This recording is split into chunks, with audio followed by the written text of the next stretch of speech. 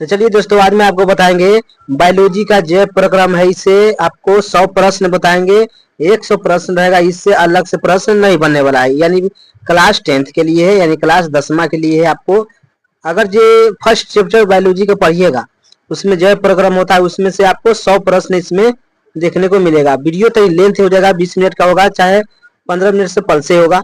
आप लास्ट तक देखिएगा, वीडियो को मजा से देखिएगा। अगर जो आपको देख लीजिएगा तो 5 से मतलब 4 से 5 नंबर तक कोई नहीं मतलब छीन सकता है। तो चलिए स्टार्ट करते हैं। पहला प्रश्न है, यह स्क्रीन पर कहता है, पौधे में वाष्प उत्सर्जन किस भाग में होता है? तो पौधा कोई भी होता है, उसको वाष्प उत्सर्जन होता है, किस भाग में होता है? ये आपको पता होना चाहिए। पत्ता में होता है। किस में होता है? पत्ता। पत्ता याद कर लेना है आपको। वाष्प उत्सर्जन किस में होगा? पत्ता।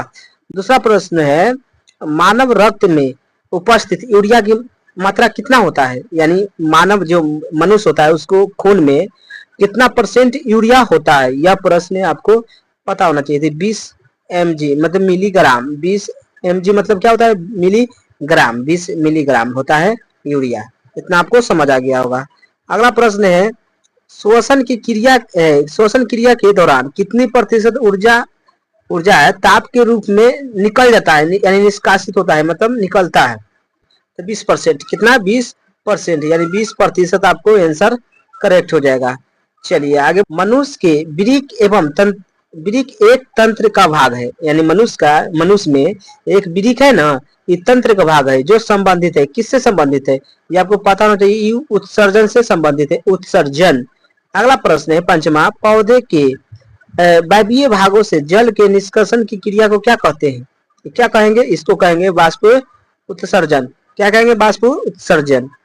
आपको डी हो जाएगा आंसर। अगला है, वह प्रक्रम जिनके द्वारा शरीर में ऊर्जा का उत्पादन होता है, यानी बनता है, वह क्या कहलाता है?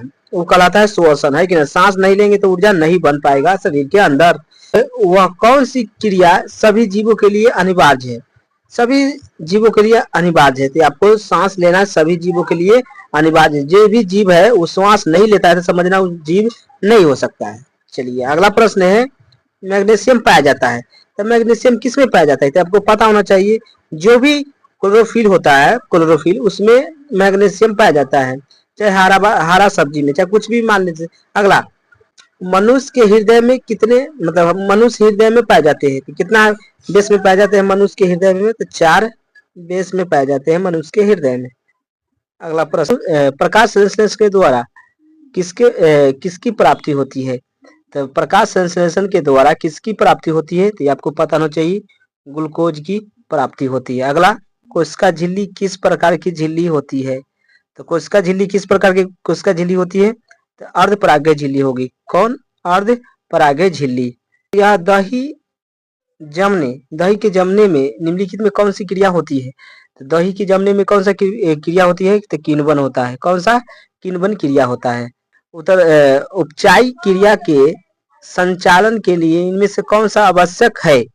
तो कौन आवश्यक है जीवन के उपचायी क्रियाओं के लिए? तो आपको पता होना चाहिए, निरंतर ऊर्जा की आपूर्ति, यानी डेली ऊर्जा आपको शरीर में होना चाहिए, शरीर की वृद्धि होना चाहिए, और टूटे फूटे ऊतकों की मरम्मत, यानी जो भी हम टूट गया है, फूट गया है, उसको धीरे धीरे रिकवर होना चाहिए। तो आपको इनमें से सभी आंसर हो जाएगा, सभी आंसर। अगला प्रश्न है, मानव में डायलिसिस थैली है, कहाँ होता है मानव में डायलिसिस थैली? तो आपको पता होना चाहिए, नेफ्रॉन में डायलिसिस थैली होती है।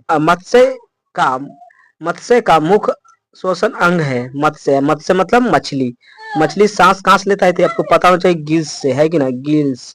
अगला प्रश्न है, पौधे में गैसों के निष्कासन के लिए किस क्रिया के उपयोग करते हैं? तो किसको करते हैं? तो विसरण का, है कि ना? विसरण का उपयोग करते हैं। अगला है, क्लोरोफिलक वर्णक रंग होता है, तो कैसा होता है रंग? ये हरा होगा। कैसा होगा? हरा। तो हाँ, क्लोरोफिल का रंग कैसा होगा? हरा। में पोषण की कौन सी विधि पाई जाती है? तो कवक में कौन सी विधि पाई जाती है? कवक में पोषण की विधि कौन सी पाई जाती है? तो मृत जीवी। कैसा? मृत जीवी पाया जाता है। अगला, रेजिन एवं गोंद कहाँ से संचित रहता है, मतलब कहाँ जमा रहता है? तो आपको पता होना चाहिए, पुराने जाइलम में। कहाँ? पुराने जाइलम में। पुराने जाइलम हो जाएगा आंसर। अगला, शरीर में भोजन को पचाना किस क्रिया के द्वारा होता है? शरीर में जो भी भोजन पच रहा है, खाना को खाते हैं वो पच जाता है, किस क्रिया के द्वारा? तो ये आपको पता होना चाहिए, उपचयन क्रिया के द्वारा, उपचयन। अगला, रक्त क्या है? तो रक्त एक उत्तक है। क्या है? उत्तक, ये भी याद कर लीजिएगा। अगला प्रश्न, इसमें से कौन उत्सर्जी अंग है? तो उत्सर्जी अंग कौन है? तो वृक्क एक उत्सर्जी अंग है, उत्सर्जित। अगला प्रश्न है, रक्षी कोशिका पाई जाती है? रक्षी कोशिका पाई जाती है तो कहाँ पाया जाता है? ये आपको पता चाहिए, पत्तियों में रक्षी कोशिका पाई जाती है। अगला प्रश्न है, इथाइल एल्कोहल किस प्रकार के श्वसन से बनता है? इथाइल, ये आपको पता होना चाहिए, अवायवीय। कैसा? अवायवीय, तो अवायवीय हो जाएगा आंसर। के सांस लेना और छोड़ने की क्रिया को क्या कहते हैं? तो उसको कहते हैं स्वच्छवास। तो स्वच्छवास आपको इज द करेक्ट आंसर हो जाएगा। अगला है, रक्त में आयरन की कमी से होने वाला रोग कौन है? अगर रक्त में आयरन की कमी हो जाएगा तो कौन सा बीमारी होगा? तो आपको पता होना चाहिए, एनीमिया होता है। कौन होता है? एनीमिया। अगला है, पादप में जाइलम उत्तरदायी है? पादप में जाइलम उत्तरदायी है क्या? जल को ले जाने के लिए, है कि जल को बहन के लिए, जल को बहन यानी जल बहाने के लिए। तो ये आंसर हो जाएगा। अगला प्रश्न है, कुटपाद किसमें पाया जाता है? तो ये आपको पता चाहिए, कुटपाद अमीबा में पाया जाता है। तो अमीबा आपको क्या हो जाएगा? आंसर। प्रकृति में ऑक्सीजन एवं ऑक्सीजन का संतुलन कैसे बनता है? यानी प्रकृति में ऑक्सीजन का संतुलन कैसे बनता है? ये आपको पता होना चाहिए, प्रकाश संश्लेषण के द्वारा ही बनता है, प्रकाश संश्लेषण। अगला, अस्टोमोटा पौधा किस अंग में पाया जाता है? तो किस अंग में पाया जाता है? तो आपको पता होना चाहिए, पत्तियों में पाया जाता है अस्टोमोटा। अगला, मानव हृदय का औसत प्रकुंचन दाब है लगभग कितना? तो 120 कितना Hg, 120 mmHg। इनमें से कौन प्रकाश संश्लेषी अंग है? तो कौन है? पत्ती।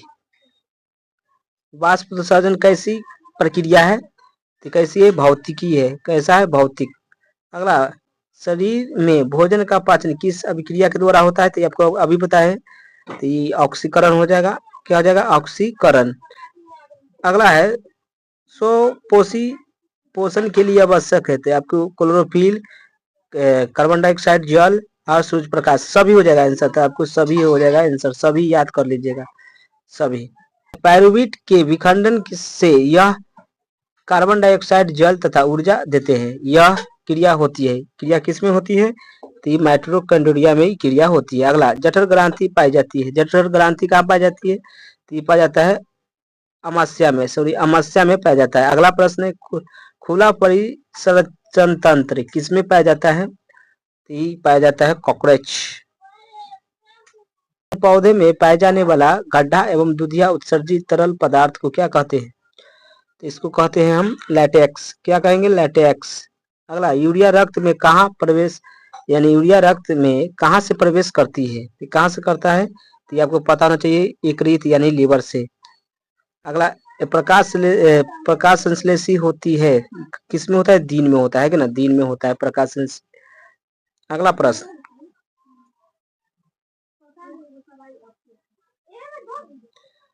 अगला, प्रकाश संश्लेषण क्रिया में ऑक्सीजन बाहर निकलता है, कहाँ से निकलता है? जल से, है कि ना, जल से बाहर निकलेगा। अगला, रक्त में हल्के पीले रंग का चिपचिपा द्रव को कहते हैं?